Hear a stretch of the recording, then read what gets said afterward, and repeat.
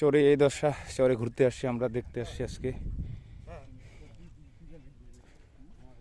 করুণ পরিণতি। সব ভেজে চলে গেছে, মাটি পলি বাড়িঘর সব ভাষা নিয়ে গেছে। এই যে চর আর চর, বাড়িঘর মানুষ ভাষা নিয়ে গেছে। এই যে লোকজন নাই, এই যে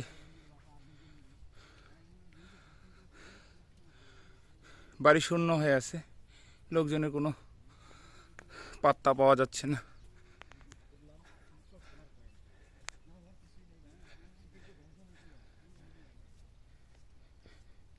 তিস্তা নদীর চর, তিস্তা নদীর চর বলা চলবে না, তিস্তা নদী।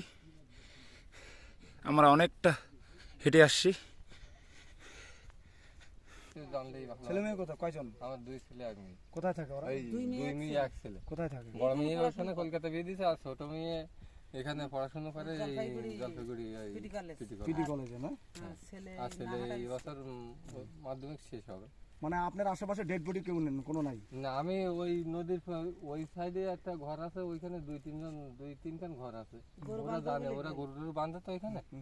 আমরা গরু বাড়িতে রাখি, আমি গরু কয়টা হয়তো আমরা যাই না, যেটা সত্যি কথা মানুষ খড়ি তুলছে রাস্তা তাও দিয়ে আমরা যাই, যাই না। মানে বোমের ভয়ে আপনারা যাচ্ছেন না? না, হ্যাঁ। না, আমার দরকার কিন্তু নেই। আপনি ডেড বডি দেখেন নাই নিজে?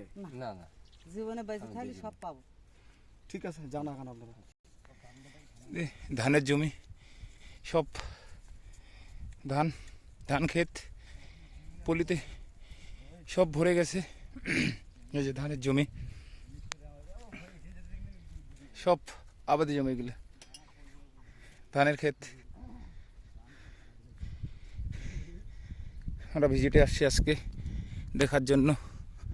এসব এগুলো ধানের ক্ষেত ছিল, এখনও আছে ধান গাছ পলিতে।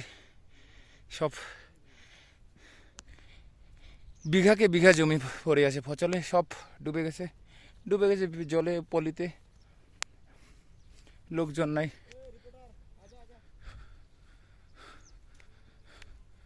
শুধু বাড়িতে লোকজন নাই, সব বাড়ি ছেড়ে চলে গেছে উঁচু জমিতে। আজকে আমরা আসছি তিস্তা নদীর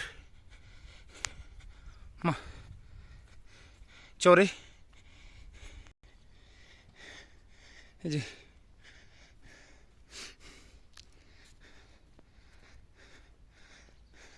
বাড়িতে লোকজন আসে কিনা দেখতে যাব, ভিজিটে যাব। লোক পাওয়া গেলে জিজ্ঞাসা করব।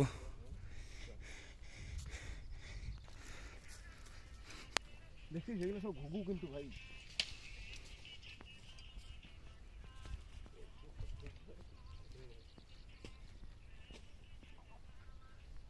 এবারেতে লোকজন থাকে মনে হয়। পাখিগুলো তো ধান পাচ্ছে না, ধান খায় আছে। এই যে বাড়িতে আসলাম,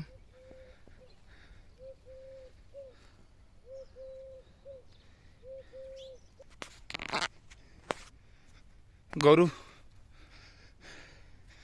আসে, আসে মানুষজন তো। এই যে এগুলো জমি সব পলিতে ভরে গেছে, এগুলো জমি।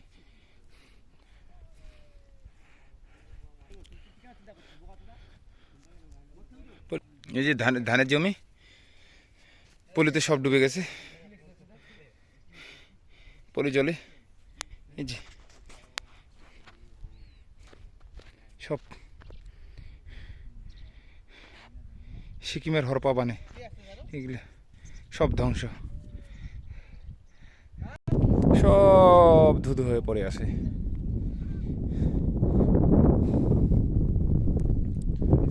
সব পড়ে আছে, খড়ি, গাছের গুড়ি, খড়ি। এই যে লোক পাওয়া গেছে।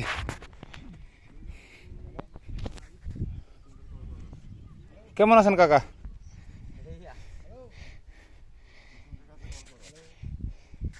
আপনারা এখানে থাকেন এখন? এখন তো ভয় নেই না? এই যে বাড়িঘর লোক পাইছে।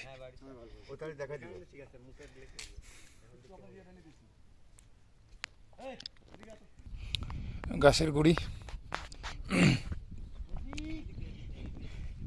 সব ভাইসে আসছে, নেওয়ার লোক নাই। এই যে পড়ে আছে, এই যে এই যে